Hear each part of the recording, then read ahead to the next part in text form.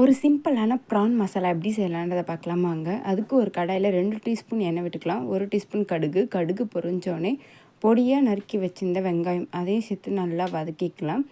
அப்புறம் இஞ்சி பூண்டு தட்டி வச்சுருக்கோம், அதையும் சேர்த்து நல்லா வதக்கிட்டு, அப்புறம் தக்காளி ஒரு 2 தக்காளி மீடியம் சைஸில் கட் பண்ணி அதையும் சேர்த்து நல்லா வதக்கிக்கலாம். வெங்காயம் தக்காளி வதக்கும் போதே உப்பு போட்டுக்கோங்க, அப்போ சீக்கிரமாக வதங்கிடும். வெங்காயம் தக்காளி நல்லா வதங்கினோடனே கழுவி வச்சுருந்த ப்ரானை சேர்த்துக்கலாம். ஒரு 1/4 டீஸ்பூன் மஞ்சள், 1 டீஸ்பூன் மிளகாய்த்தூள், இது மட்டுமே போதும் மசாலா. இது எல்லாத்தையும் நல்லா கலந்து விட்டுக்கலாம். ஒரு அரை கிளாஸ் அளவு தண்ணி விட்டால் போதும். தண்ணி விட்டு ஒரு 5 மினிட்ஸ் குக் பண்ணால் போதும். தண்ணி சுண்டி இந்த அளவுக்கு வந்தால் போதும். 1 டீஸ்பூன் மிளகுத்தூள், கருவேப்பிலை, கொத்தமல்லி போட்டு இறக்கிடலாம். ப்ரான் மசாலா ரெடி ஆகிடுச்சு. ப்ரானை ஓவர் குக் பண்ணாதீங்க, அதோட டேஸ்ட்டே மாறிடும். இந்த மாதிரி நிறைய ரெசிபி வீடியோ பார்க்க நம்ம சேனலை மறக்காமல் சப்ஸ்கிரைப் பண்ணிவிட்டு பாருங்கள். தேங்க்ஸ் ஃபார் வாட்சிங்.